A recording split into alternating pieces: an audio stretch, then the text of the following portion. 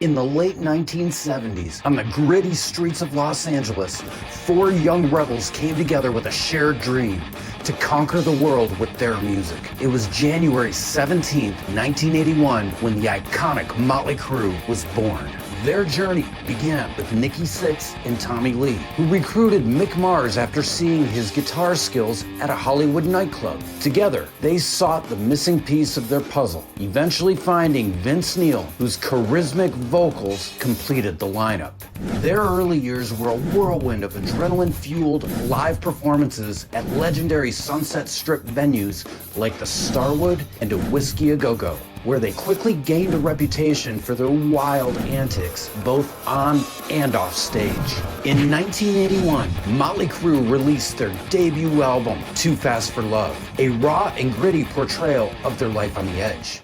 It was a sensation, catapulting them into the spotlight and laying the foundation for their future success. As the years passed, Mötley Crüe continued to push the boundaries of rock and roll with hit albums like Shout at the Devil, Theater of Pain, and Dr. Feelgood, each one showcasing their evolution as artists and cementing their status as one of the most influential bands of their generation. But with success came excess, and Mötley Crüe's journey was marked by tales of debauchery, excess, and near self-destruction. Yet through it all, they remained unapologetically themselves, creating music that spoke to the rebellious spirit in all of us. Their legacy lives on in their timeless anthems like Girls, Girls, Girls, Kickstart My Heart, and Home Sweet Home, which continue to resonate with fans around the world. Mötley Crüe may have been born out of the chaos of the Sunset Strip, but their music transcends time, reminding us all to live fast, play hard, and never apologize for who we are. In the neon-lit corridors of Hollywood's Sunset Strip, amidst the chaos and excess of the early 80s rock scene, Mötley Crüe's debut album, Too Fast for Love, was born. Released on November 10th,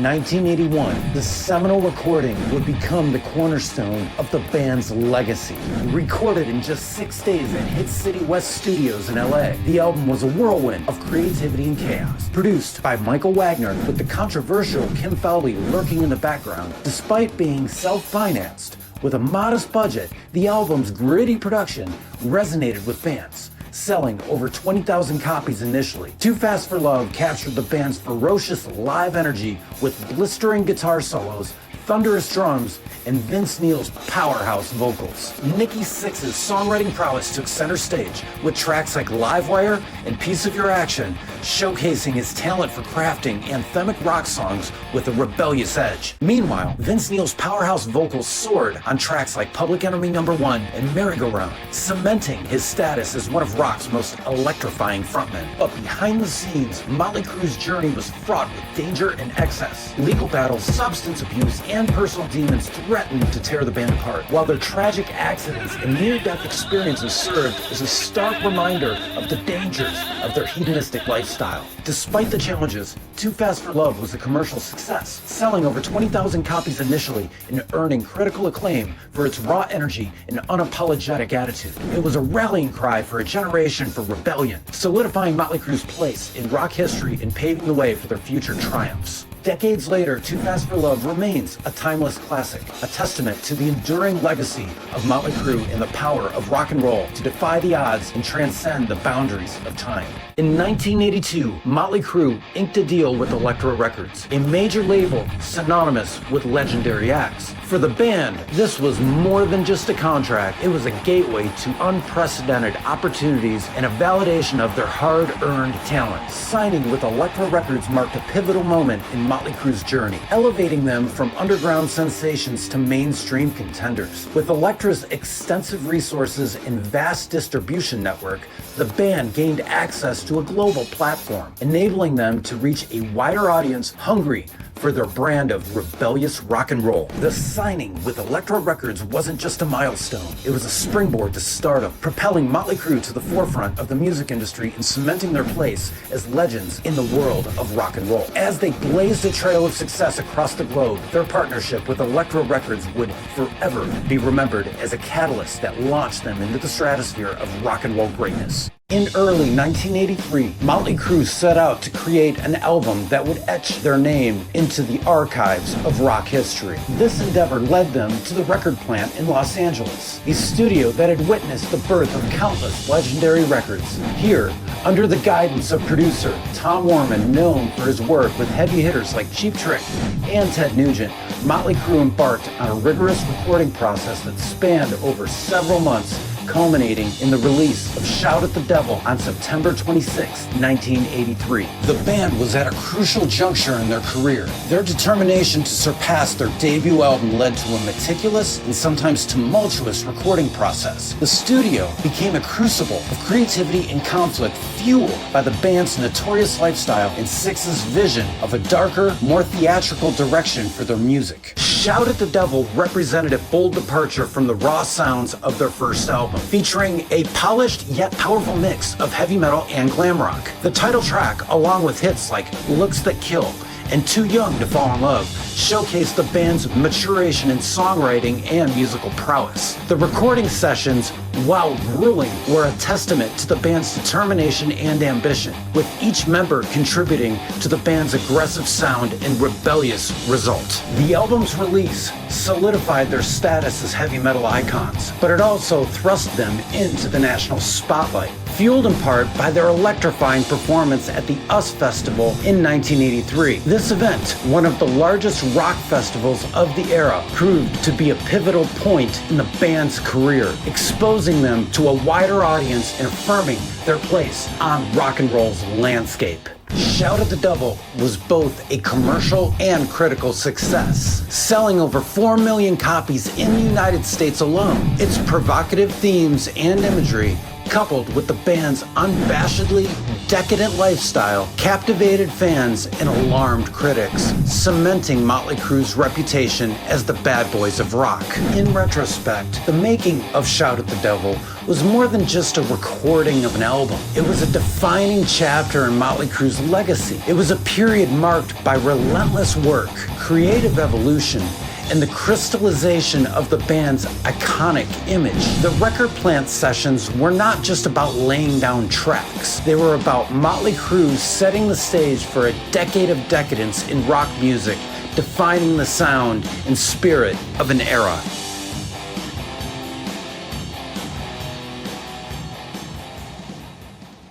In the whirlwind of rock and roll excess that defined the early 1980s, Vince Neil, the charismatic frontman of Mötley Crüe, found himself at the center of a tragic event that would leave an indelible mark on his life and the band's legacy. On December 8th, 1984, Neil was involved in a car accident that resulted in the death of Nicholas Razzle Dingley, the drummer of the Finnish band Hanoi Rocks.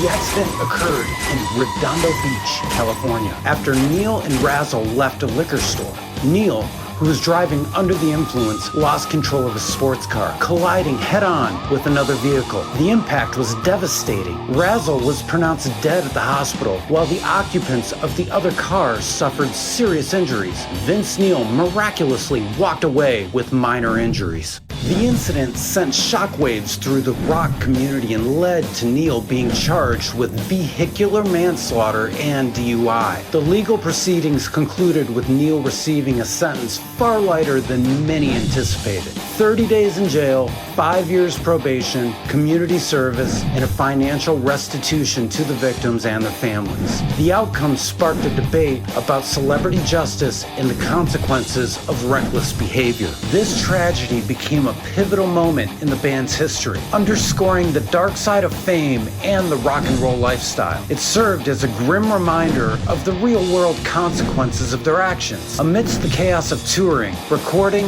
and living up to the public's expectations of them as the epitome of rock star excess, the accident and its aftermath would later be reflected in the band's music and memoirs, marking a moment of reflection in their tumultuous careers. In the swirling chaos of 1985, Mötley Crüe set out to create what would become a pivotal album in their career, Theater of Pain. The album's production unfolded amid a backdrop of personal tragedies, legal entanglements, and a hard-fought battle with addiction, marking a period of profound transformation for the band. Recorded over several intense months at Pasha Music along with Cherokee and the Record Plant Studios in Hollywood, the project demanded everything the band members had to give, both creatively and emotionally. Theater of Pain began in the wake of Vince Neil's tragic car accident. Neil's subsequent legal troubles, including charges of vehicular manslaughter and DUI, led to a sentence that included probation and a mandated attempt at sobriety. This period of enforced sobriety for Neil coincided with the recording sessions, casting a long shadow over the creative process and fueling the album's introspective and often somber tone. Mötley Crüe navigated the challenging recording process. The official release date, June 21st, 1985, marked the culmination of their efforts, introducing the world to a Mötley Crüe that was at once familiar and strikingly evolved. The album's hits, including the anthem Home Sweet Home and a cover of Smokin' in the Boys Room, became staples in the band's live set, drawing large crowds, further cementing Mötley Crüe's status as rock icons. Theater of Pain was both a commercial and critical success, going quadruple platinum, selling over 4 million copies and solidifying the band's place in the rock pantheon. Yet,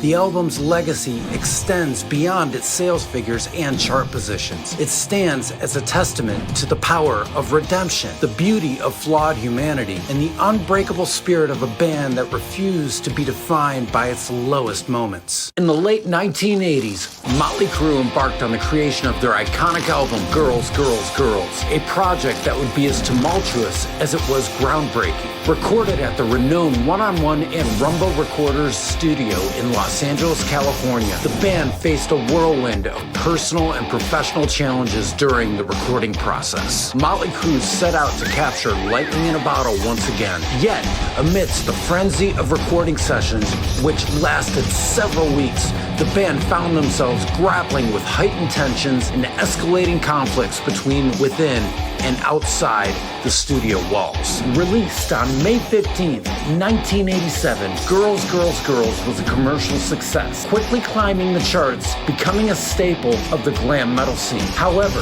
the album's success was overshadowed by the band's continued struggles with substance abuse and legal troubles. Despite their outward image of excess and rebellion, their lifestyle was beginning to take its toll on the band members. During this period, drummer Tommy Lee found himself in the spotlight with this high-profile relationship with actress Heather Locklear, adding fuel to the band's already blazing fire of controversy. Tensions simmered within Mötley Crüe, aggravated by personal differences and clashing egos. Girls, Girls, Girls remains a testament to Mötley Crüe's enduring legacy, a snapshot of a band teetering on the edge of self-destruction, yet defiantly refusing to be silenced. It is a reminder of the highs and lows of rock and roll, a journey marked by triumphs and tragedies, excess and rebellion that continues to captivate audiences to this day. In the colorful tapestry of rock and roll history, few tales are as gripping as that of Nikki Sixx's near-death experience. On December 23rd, 1987, the bassist of Mötley Crüe found himself at the brink of oblivion in Hollywood, the aftermath of a night that blurred the lines between excess and self-destruction. It was a heroin overdose that left Sixx unconscious and teetering on the edge of mortality. According to Nikki, Sixx's life was saved by the timely intervention of paramedics who administered adrenaline, pulling him back from the abyss. But the road to recovery was long and arduous. Sixx spent days in the hospital, grappling with the physical and emotional aftermath of his brush with death. His journey to redemption was marked by moments of doubt and despair, but ultimately, he emerged from the shadows with a renewed sense of purpose. The experience of staring death in the face left an indelible mark on Sixx's psyche, shaping the trajectory of his life and art. It was this profound encounter with mortality that inspired the writing of one of Mötley Crüe's most iconic songs, Kickstart My Heart. The song served as a visceral expression of Sixx's near-death experience, channeling the adrenaline rush of cheating death into the anthemic ode to resilience and redemption. Kickstart My Heart captured the essence of triumph over adversity. Its pulsating rhythms and defiant lyrics resonated with fans worldwide. Released on the album Dr. Feelgood in 1989, the song propelled Mötley Crüe to new heights of fame and cemented their status as legends of rock and roll. The near-death experience of Nikki Sixx stands as a testament to the fragility of life and the resilience of the human spirit. It is a story of redemption, of finding hope in the darkest of moments and turning tragedy into triumph. Through it all, Kickstart My Heart remains a timeless anthem of survival and defiance, a rallying cry for anyone who has ever faced their own demons and emerged victorious. The making of Mötley Crüe's Dr. Feelgood, an album that would catapult the band to the zenith of their fame, is a tale of transformation, turmoil, and triumph. Recorded at Little Mountain Sound Studios in Vancouver, Canada, with the illustrious Bob Rock serving as producer, the band embarked on a creative journey that was both challenging and transformative. The official release date, September 1st, 1989, marked the culmination of months of intense work, spanning an arduous recording process. Despite the band's notorious reputation for their wild lifestyle, they embarked on this project with a newfound commitment to sobriety. This decision was driven by a collective realization of the toll their accesses were taking on their health and professional lives. Nikki Sixx, Mick Mars, Vince Neil, and Tommy Lee, along with Bob Rock, poured unprecedented levels of focus and dedication into Dr. Feelgood. Their efforts paid off spectacularly as the album received widespread critical acclaim and achieved remarkable commercial success. It not only topped the Billboard 200 chart, marking the band's first album to do so, but it also solidified their position in rock history. The album's recording process, while rigorous, was a testament to the band's resilience. Facing their demons head-on, the members of Mötley Crüe navigated through their internal tensions and the pressures of maintaining their sobriety. The period was not without its challenges, including near-death experiences and ongoing legal troubles, which added layers of complexity to their lives and work. Dr. Feelgood was more than just an album. It was a declaration of Mötley Crüe's enduring spirit and their ability to rise above adversity. The songs, infused with tales of their struggles and triumphs, resonated with fans across the globe, making it one of the most influential rock albums of the time. As 1989 drew to a close, Mötley Crüe emerged from the tumultuous process of creating Dr. Feelgood as a band reborn. Their journey through the making of the album was a testament to their evolution both personally and professionally, marking a pivotal moment in their career that would be remembered for decades to come. Looking for the perfect blend of entertainment and style? Look no further. Introducing CoastlineMall.com, your one-stop destination for DVDs and fashion apparel. Browse our vast collection, from the latest movie releases to the trendiest fashion must-haves. Shop securely and conveniently at CoastlineMall.com, where you can immerse yourself in the raw energy of music and fashion. Use the promo code CRASH, and when you buy one item, you'll get a second item at a whopping 50% off. That's right, buy one, get one at half price. But act fast, because this exclusive offer won't last forever. So head on over to CoastlineMall.com now, and let's get that shopping spree started. Remember, it's Crash for your exclusive deal. Don't miss out, CoastlineMall.com, where shopping and savings meet in perfect harmony. Happy shopping, everyone!